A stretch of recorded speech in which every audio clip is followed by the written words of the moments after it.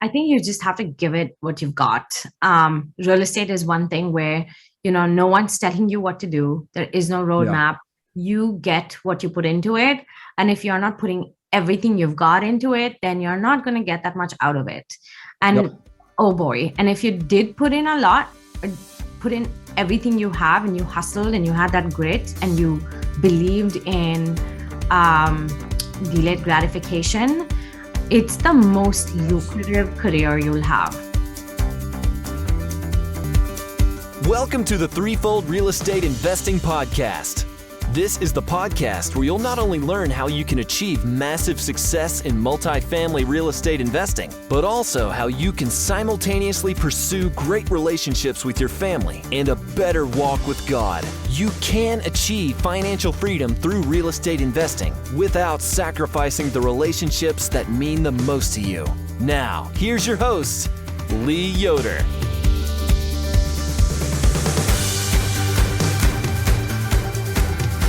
Welcome back, Threefold Real Estate Investing Community. Hope you're having a great week. Got another great guest today. Kind of friend of a friend. Been excited to bring on Leka Devatha for a long time. She's done a lot of cool stuff and in residential and actually kind of moving to multifamily now and hitting the ground running, doing great things there as well. A little bit on Leka. She's a real estate developer and broker based in Seattle, Washington. President of Rehabit Homes, a company focused on residential redevelopment. She's spearheaded hundreds of transactions, developing over $75 million in real estate. She has 8 years of experience in construction management and redesign. She's been featured on numerous podcasts, other media, including Business Insider and BiggerPockets.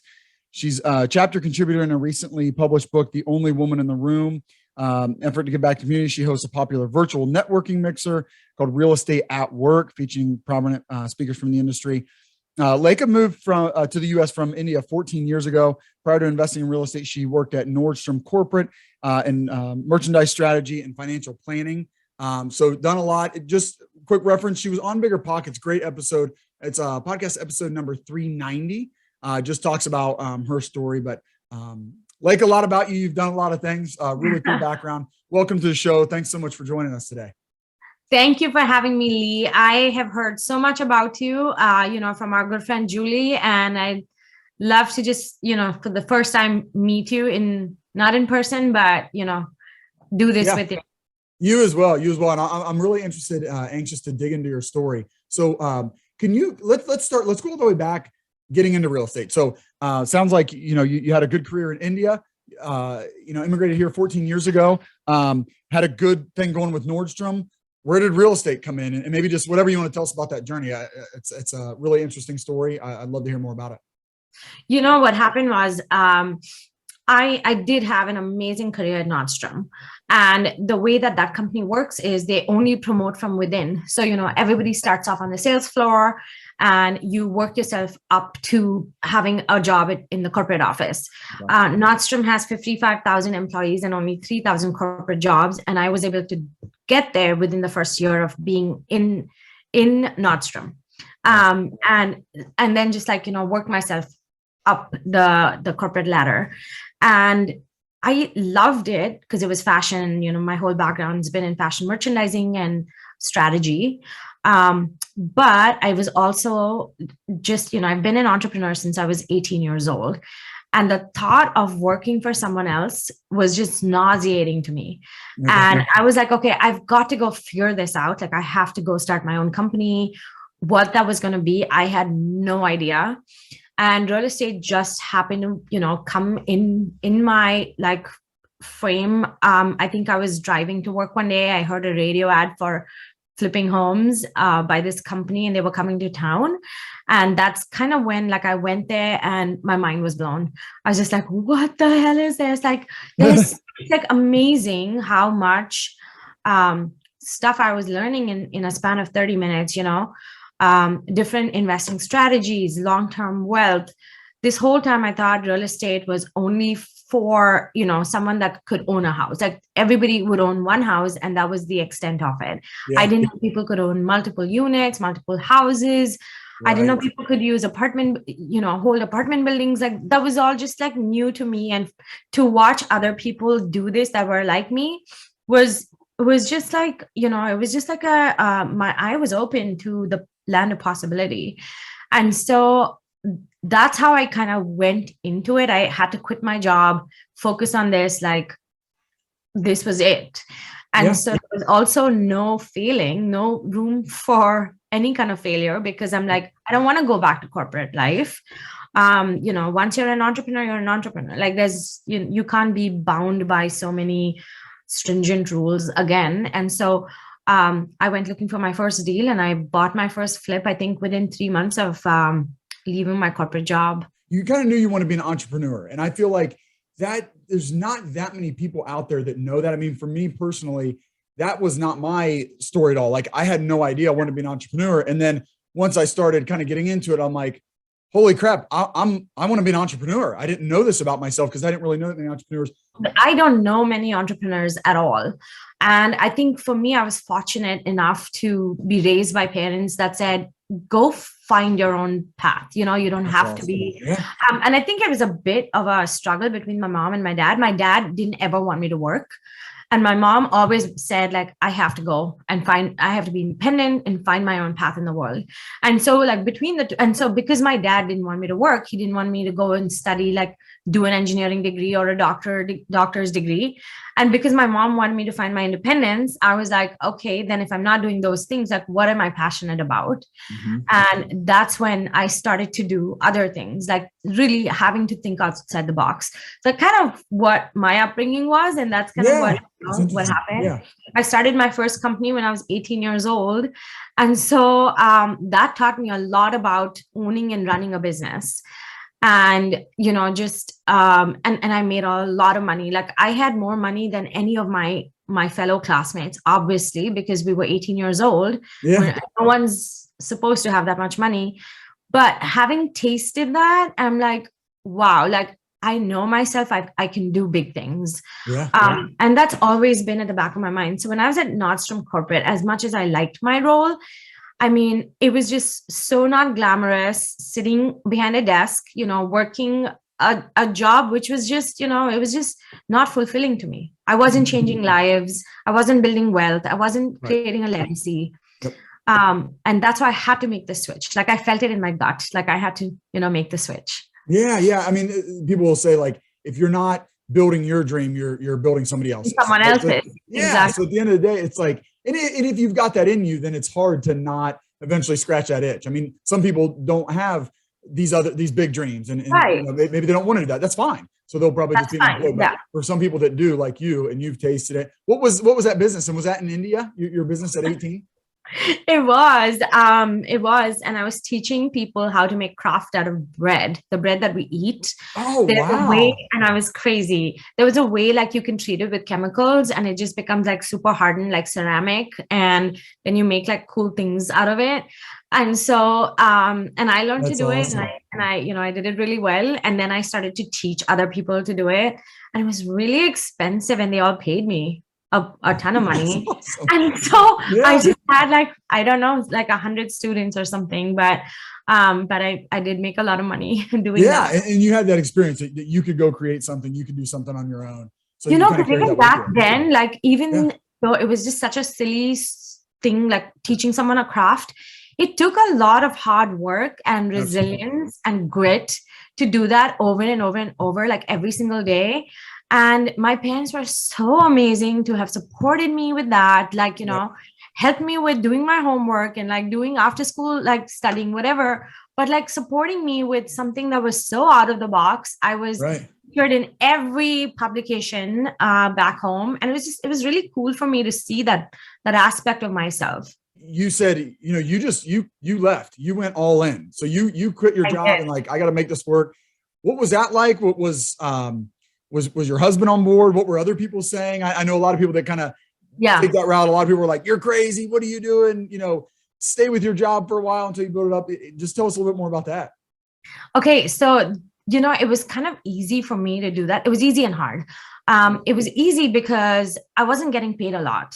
And Okay. so, you know how like when you have an engineering degree and you're working for Microsoft or Amazon and you're getting paid so much money and you're getting paid like a 6-figure salary, you have the golden handcuffs on. Absolutely. And I didn't have that. My job, my salary was so menial, like so little, that I was like, okay, if I were to go out and do something and bombed at it, what is the worst that can happen? Like I would have to replace my current income. I would have to come back to Nordstrom, get another job, and like, at least I have Nordstrom experience and I can do that. But yes, my husband was 100% on board. He was like as crazy as me to say, okay, let's just quit your job and let's do something different. And like, I'll support it. We had no money. We took a HELOC on our primary residence to be able to fund my first flip.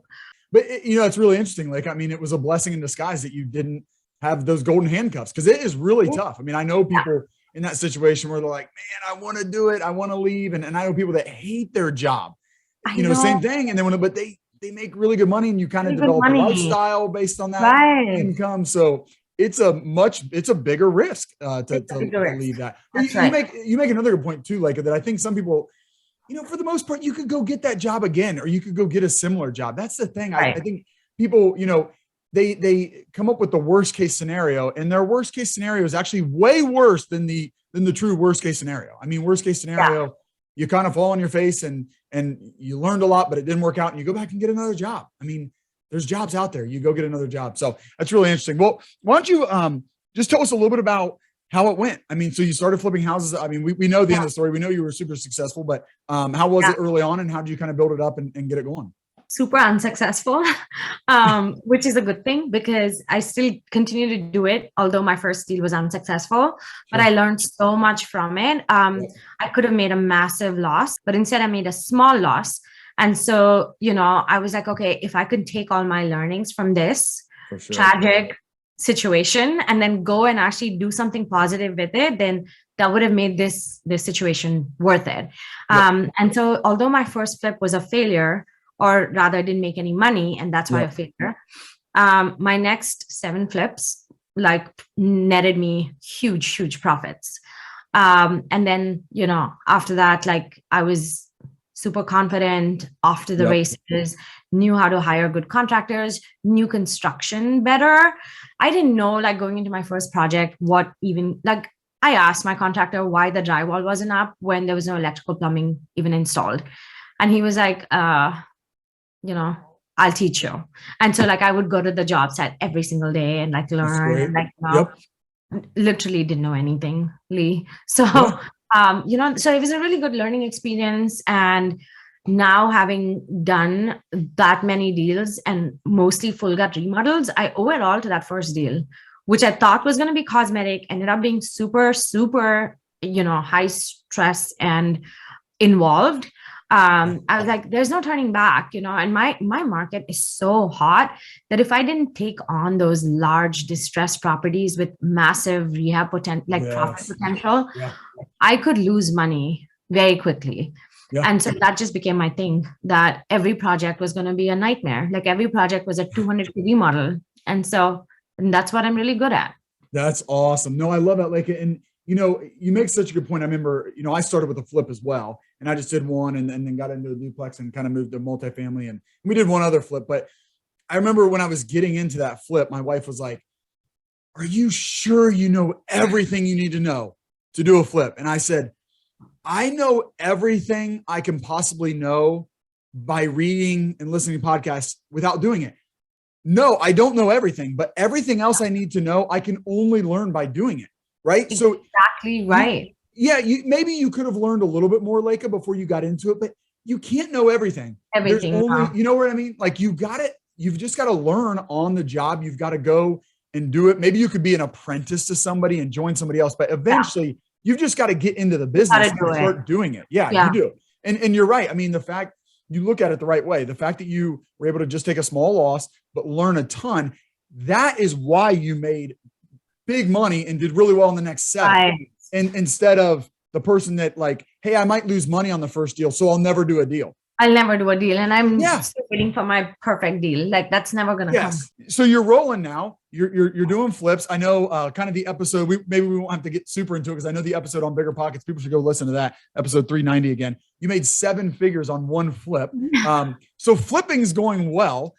This is more of multifamily focused podcast. So if flipping is going so well, Leka, why the transition into multifamily here lately? What do you? I mean, and I know it sounds like that's still going. But what did you see in multifamily that said, "Hey, flipping's awesome, but I got to go get some of that multifamily stuff"? That is a very good question, Lee. So yes, flipping was going amazing until 2017 when I met Patch Wen.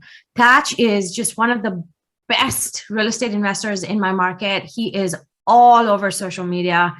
The guy is amazing. And what he said to me, like we ended up having lunch one day and he said, look, I love what you do, but you need to hold everything you buy. And that is the only way you can retire. That is the only way to create a legacy, because as you can continue to flip homes, you're going to be as active as possible, but there's a shelf life to that, right? Like when is that going to end? And then I started thinking about it and I was like, oh my God, like he's so right. So look, I am really good at flipping homes, and I still do that today because I have a great pipeline. I have a great team in place. I have my processes, and I've learned the hard way. And when a business is built on a strong foundation, it can withstand no matter what. And so I continue to flip homes and make massive profits. Obviously, I don't flip 15 homes a year. Now I only flip 3 homes and I'm net like a crazy profit. But so back in 2017, I said, okay, let's start holding properties. What if I looked at every deal that I bought from the lens of holding it rather than flipping it? And I started to hold some really cool properties by, using the BRRRR method, like getting a duplex, a triplex, a quad, and then like just, getting them super distressed, adding massive value, appraising at super high prices because my market's on fire and you don't get these beautifully turnkeyed multifamily buildings. No. So having them appraised like super high, and now being able to hold them, make a cash flow, and also appreciate these buildings in such a hot market was, it kind of like that conversation just gave way to something like that. And since I started to create these buildings and create value in these buildings, I was like, now it's time to go big or go home. And so I ended up buying an office building last year. I'm still in the process of renovating it. No one was funding office buildings, especially vacant office buildings. And so the only way I could buy it was if it was very, very cheap compared to market rates. And we got an amazing deal on an office building. And so I ended up buying that. And then I was like, okay, I have so much experience with value add that if I could buy distressed apartment buildings and fix them up, because the other thing too is doing a single family home requires a lot of design aesthetic. It requires a structural engineer. In my market, like you need to seismic retrofit all these buildings. Now, if I could take that same experience and lend that to multifamily is 12 units, 20 units, 30 units, because my market's really high, very expensive.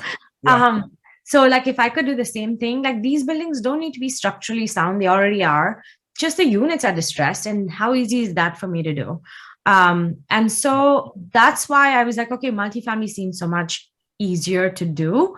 Also, by just going on all these podcasts and putting myself out there on social media, I get a lot of requests from people to invest in my deals. And so I was like, okay, let me test the market and raise funds and raise capital from my audience. And so I was able to raise a fund last year. Within 2 weeks, I hit my goal. And then I recently raised capital for my own first syndication that I'm going to own and operate. And within 4 days, we were fully committed. Wow. Congrats. That's awesome. Also because of how much our market's appreciating every year, I go back and look at some of the flips that I sold, and oh boy, those have appreciated 3 times as much. Like some that I sold in 2018, 2019 are now selling for $1 million more. And I'm just like, that's my work. That's my hard work.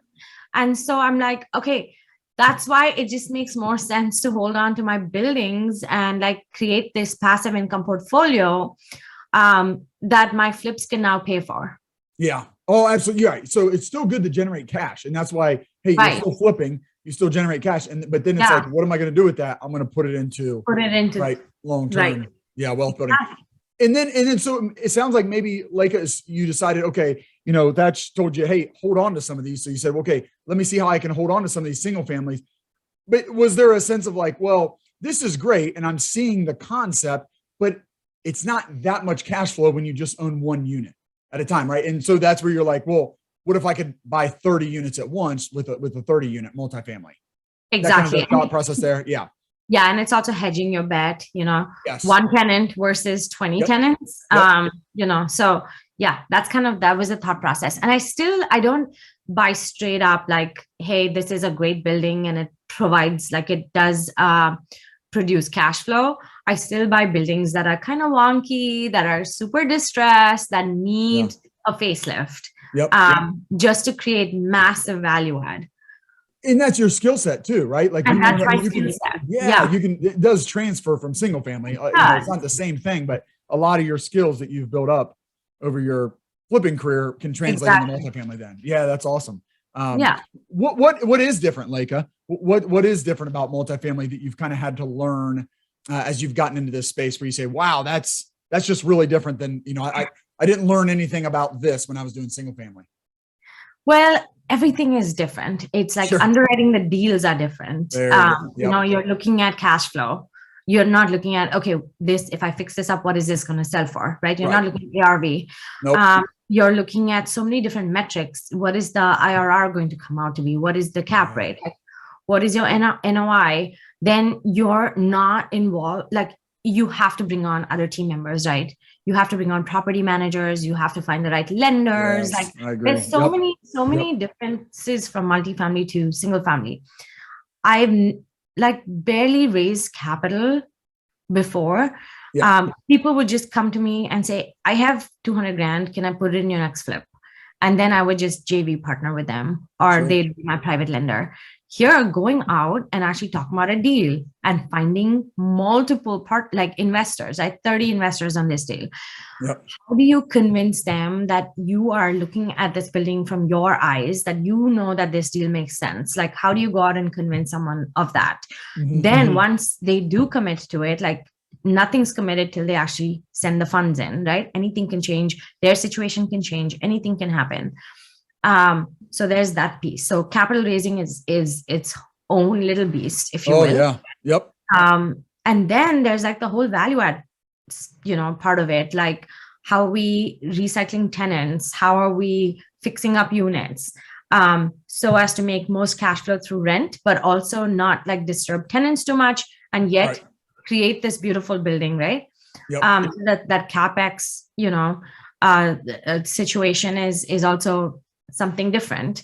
And so I just feel like there's so many differences, but at the same time, I also think that once you've understood real estate and just like the makings of, how things work, taxes, and you have good people to support you and a good team, you should be just fine. Yeah. No, you're absolutely right. I mean, you understand real estate, you understand kind of how it works. You have a confidence about it that other people that haven't done anything have, but you need to add a couple more people to your team, a couple new people to your team, a property manager, like you said, different lenders. Lending's very different. And it's more of a team sport. And so now, you're adding a lot more investors because it's bigger numbers. So you need a bigger team. And that's what's kind of fun about it too. It's a much bigger pie. So it's okay to split the pie up amongst multiple team members. Totally it's such a big pie. Yeah, absolutely. And so you're now bringing, you kind of mentioned, you're bringing on these passive investors. When you're talking to passive investors, how are you kind of selling multifamily? I mean, maybe some of these people were like I like when you just bought a house for 200 grand and sold it for 500, but now you're wanting me to give you your money, probably a lot more long-term, right? This might be a 5-year plan. And it's going to produce, kind of this cash flow. I'm used to getting a big chunk from you, and maybe there's gonna be a chunk at the end. How are you selling this to passive investors? Just by being super real and genuine, Yeah. First of all, like if I was doing a flip with someone, they would have to invest 250, 300 grand. Okay. Whereas my multifamily syndication, they could come in with 25K and, That's great. Yep. see returns in 5 years, right? Yep. And then also see like quarterly distributions. The other thing is like a lot of the investors that invest with me want to start investing in real estate themselves. Okay. They do have like full-time tech jobs, but at the same time, they want to learn about passive investing. They want to learn about BRRRRs. They want to learn about construction. And so by investing with me, I can offer that to them by taking them through the process, through my process Yep. of, hey, today we're going to go in and do this work. And this is the reason why. We're going to add laundry rooms. And the cool thing is, like, I am so open and transparent, and I'll be the first to tell you I screwed up. And so, like, I'm going to invite them to come to my building and be like, check it out. Look at what we're doing. Let's do a walkthrough. But I really want to enable them to understand investing in real estate because That's great. like 90% of my investors only invest in stock. Sure. And, maybe now some crypto, but they don't have access to real estate.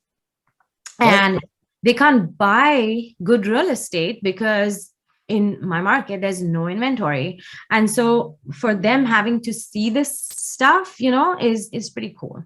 Yeah. Yeah. And I totally agree with you. Like, if you want to be active, starting passive is a great way to learn. Great way to get into it. Yeah. Right. Because put a little bit of money to work for you. Number one, you're going to make a good return off that money. I mean, as long as you invest with a good sponsor. So your money's going to do well for you, but you're going to learn. And we're the same way, very transparent. In fact, it made me smile because sometimes I'm showing my presentation to my wife and she's like, that's really confusing. Like, you're giving too much information. That's too many numbers. I'm like, well, I want him to, I don't want to hold anything back. I want to show them everything.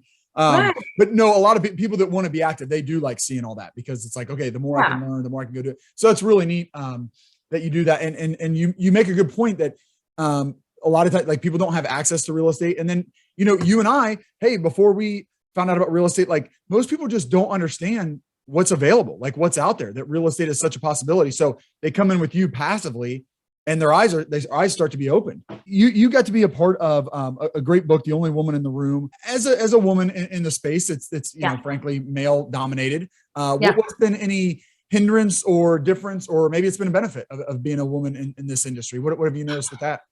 I love being a woman in this industry. I feel like everybody takes such good care of me.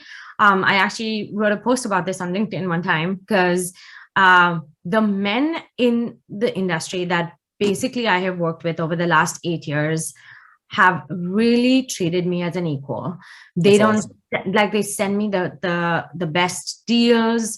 I get some amazing financing. And then when I look around the room, right, like, they're all men. And so me as a woman, like, I don't know, I just feel like a lot of women have this limiting belief that I'm a woman, I'm never going to see the good deals. I'm never going to, be treated as an equal. Like, I can say that none of that was true for me. It's been an amazing ride. Yeah, that's great. Oh, I'm so glad to hear that. That's absolutely how it should be. And I think, to me, I've had the same experience. The women that I've seen in the space, and it just, from what I know, it's just more men want to be in the space. It's not that there's any barrier. Right. It just naturally, I don't know, men have pursued it, but the women that get in do very well. And I know I feel like I've noticed that you and the other women that are in the space have really developed. I think through this book and stuff, really developed a community within the community that seems to be really strong. And the women are just all of you are crushing it, doing really well. So that's cool too. Thank you. Yeah, but I'm glad. And I know you're we were just talking that you're speaking at the Best Ever conference. So you're absolutely now. And that's the other thing too, is like, when I go to speak at these events, like, I don't want to sit there and talk about work-life balance and how I'm, managing, like, raising my kids while I am trying to, build up this career. At Best Ever, my topic is construction, and so I just feel like, to empower women in this space, like, treat them like you would treat any man, put them on panels that they can talk to you about why they're picking certain deals. What metrics are they looking at? Well, how are they, going through the life cycle of a deal, or building their Sure. construction companies, or like talk about those things, like you'd never put 5 men on a panel and be like, how do you guys handle like kids' lunch boxes, right? Yeah, I'm that's like, true. don't do that. Like, stop doing that. And like, treat us as we can speak to the same topics as all the other men can. Yeah. So I'm really excited about my panel and, what we're going to talk about. Yeah, I'd say you're well suited to talk about construction with your background in the Right. really heavy value add flips, and now doing heavy Right. value add multifamily. Multifamily. Yeah. Yeah. The deal you got that you were just talking about, Leka, that was like your first big raise that you're doing. How many units is that? Is that the office building, or is that a multifamily? It's a multifamily. Okay. It's 12 units. Okay. My CapEx budget is 500 grand. Yeah. So I'm basically touching everything from roof, siding, exterior, pavements, concrete work, asphalt. Wow. to Yeah. Everything interior, like just cabinets, flooring, adding laundry rooms, It's going to be creating. A class by the time you're done. That's the hope. I can't even in a C-class neighborhood, I can't like do C-class work. Like, it's always A class. So I'm like, that is me. Like, I'm not gonna, I'm not. You're gonna going for the change best. Yeah, you're going for the I'm best gonna do the residents, best. and Yeah, be trendy. Yeah, I'm kind of with you. It's definitely more fun. It's More more fun fun. making properties look really, really cool. Yeah. No, that's good. Exactly.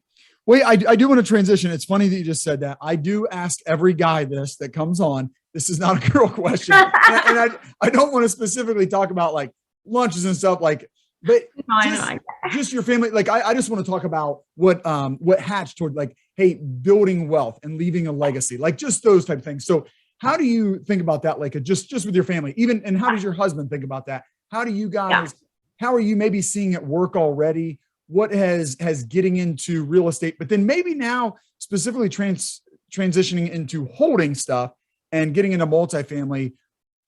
How has it been going for your family? How is it maybe starting to change your family's life? And where do you see that going? What's your hope for your family, just kind of in general? Okay. So truth be told, I don't have too much time to like, spend with my kids, like going to every play that they're in, or like doing every craft project with them. But when I do spend time with them, it is quality time that we cherish. And they see a kind of work ethic in me that they're like, okay, we have to like, work hard. Look at how hard mommy works. Like, we've got to study hard, work hard. I keep telling them that they're going to inherit all my buildings, and they don't want that. So I have to find a different plan. But I have to somehow get them excited about owning real estate. They're like, no, it's too stressful. You're always stressed out, but I don't know. Like, that'll change, eventually. But well, you're like, yeah, but I'm remodeling all these properties. They're going to be turnkey by the time I hand them to you. They love the remodels. Right? Like, I go to their classes and I do like a before after presentation and what fixers are, and like they love it. They think I'm the best. But I think, just like inculcating that work ethic in them has been so joyful to watch. They want to give their best at everything that they do. And, and I think they see that from the things that I do. And my husband's so supportive. Like, if he didn't have the kids, like if he didn't take care of the kids, like the way I want him to take care of the kids, right? Like, there's no way I could be so MIA. Yeah. But, because he's a good supportive parent, it's been amazing. You got to have that team. I don't know how. I mean, you have to have that team. You can do it as a single parent, right? I mean, it's so. Oh my goodness, so important. Oh my God, the guilt would like eat you alive. Yeah, absolutely. It's good to, when you are with your kids, be present, and so do you try to like block that time, or how do you maybe kind of try to protect that so you are really present and it's quality time, like you said? You're totally putting me on the spot here, because for the first like 6 years, I think, of starting this business, like I would answer every call because every call was important. I was the only one that could make decisions, and I made all of them. So like if, something like if a pipe burst or there was a leak in the basement, like they would call me and I'd pick up, whether it was 6 p.m., 7 p.m., like whatever I was doing. But lately, as my kids are growing up and they tend to see things, I'm like, okay, no, my phone's going to stay silent. I'm not going to look at it when I'm with my kids, you know? Yep. And you just have to pivot and you have to make those decisions, because it doesn't matter when they're babies, but like as like my oldest is 9 years old, and like he's so perceptive, sees everything. And so, you know, for him, like I just have to make that switch. Yep. Oh, Yeah. I know. No, you're totally right. I mean, my kids, we got 6 and 8 years old. So right there, Mine are 5 and 9. So there. Yeah, absolutely. And no, you're absolutely right. I mean, they're so perceptive. My kids, I was telling my wife, they cracked me up because they wanted to imitate to me how my partner and I sound when we talk on the phone together. And so they did this thing. And what they were really doing was they were interrupting each other, because they're like, yeah, that's what you and Mr. Kevin always do. Like you start talking, then he starts talking, and then like we're talking over each other. And I was like, okay, wow. I guess, yeah, I didn't. I guess we should interrupt each other. Yeah, you're totally noticing that. But you're right. I mean, it is, man, the older they get, they're so perceptive. And it's good. I agree with you too. Like it's good to show work ethic. Hey, we work hard. That, you know, we believe we're called to do that. But at the same time, you know, when I'm with you, like you're the most important thing. So I'm going to put some of that stuff away. And I mean, sometimes starting out a business is tough. So sometimes there are seasons where you have to really hit it hard, but hopefully I always hope people can kind of pull that back at some point and say, okay, now in this season, I can put the phone down at times at least, you know, so that's great. Cause I know it's hard. It's hard when you're hustling. This has been awesome. I always like to ask at the end, just for like, what would you say is maybe that one key ingredient, or just one of them that someone needs to be a successful real estate investor? Whether, let's say maybe specifically kind of getting a multifamily, what's a key ingredient to be successful at that? I think you just have to give it what you've got. Real estate is one thing where, you know, no one's telling you what to do. There is no roadmap. You get what you put into it. And if you're not putting everything you've got into it, then you're not going to get that much out of it. And oh boy. And if you did put in a lot, put in everything you have, and you hustled and you had that grit and you believed in delayed gratification, it's the most lucrative career you'll have.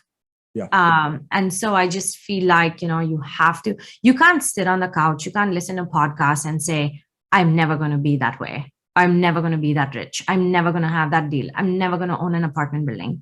You have to go out and give it what you've got. Oh, absolutely. Yes. Yep. You got to jump all and go all in. I mean, you don't necessarily have to quit your job the way you do. No, you don't have to quit your job. But at some point, you're going to have to put in a ton of effort, and that might mean making some other sacrifices and really going all in. You're absolutely right. It takes a lot to get it going. I mean, I think that's entrepreneurship in general. But that's certainly multifamily. And I always ask for like a key ingredient to not, like, while you're having success in real estate, to also have success as a family. So you kind of already hit on that, but what would you say maybe is that key ingredient to maintain those priorities and make sure all that's going well as you're building that real estate? I think the first step is to realize that, you know, that you need to do that. And then the second step is to really take that time, that quality time, and spend it with your family whenever you can. And really make them feel, like you said, important while you're with them. Because ultimately you're doing it for them. Yeah, I always like to get a good book recommendation. We've got The Only Woman in the Room. So that's one good one. And who's the lead author on that, Leka? Ashley Wilson. Ashley Wilson. Okay. For some reason, I was thinking it was Liz Faircloth. She's another one that seems to be kind of in that group. No, so her group published it. So the real estate her published the book. That's why I'm thinking of that. Okay. It was Ashley's brainchild. Well, hey, Leka, this is awesome. I want to send people your way. I want people to follow you. You're putting out a lot of great content, doing a lot of great things. If anybody's going to the Best Ever Conference, they're going to have a great opportunity to see you there. I've got, rehabithomes.com to send people to. I know you're pretty active on Instagram and LinkedIn. So is that a best place for people to go to see more and connect with you and stuff? Yeah. And my handle for both is Leka Devatha, my first and last name. So find me on Instagram, LinkedIn. Happy to help, connect, network. Great. Perfect. We'll put all that in the show notes so people can go connect with you. Hey, before I let you go, I always ask everybody at the end, what's a way my listeners and I can be praying for you in the coming weeks? I would say, you got me on that one. Good. I I would say just, pray for, pray that so this is a big thing for me. Yeah. All these deals, all this hustling, all this wealth, the one thing that I'm super passionate about is giving back to the community, is educating, which is why I run my meetup. Yep. And I don't charge any money. I just want people to network, to be educated. And I love empowering other people to go take charge of their lives. It doesn't have to be in real estate. It can be anything, but just be entrepreneurial, Yeah. And so you can pray that I can do more of that someday. Yeah. I can just give back more to the community. I can educate more people. Just pray that I can find a way to do that. I love that, Leka. Yeah, we'd be happy to pray alongside you for that, because it's so good. And I'm right there with you. I mean, that's why I do the podcast and try to educate people, because I think, for both of us, once you see the power of real estate, and, before we didn't know anything about it, and then you see it and you go, why don't more people know about this? Why, I need to tell more people about this, because, and that's what's cool too, I think, about real estate, especially I feel like the multifamily game, where it's not a zero-sum game like a dog-eat-dog world where, hey, I don't want to tell anybody about it because they might compete with me. It's like, let's bring more people in the space. Let's show them the power. We can partner. We can do deals together. It's a big enough pie for all of us to do. So let's educate more people and pray that you can do more of that. Thank you. That is so sweet. Thanks so much for joining us, Leka. It's been a pleasure. Thank you, Lee. Thank you for joining us for another great episode.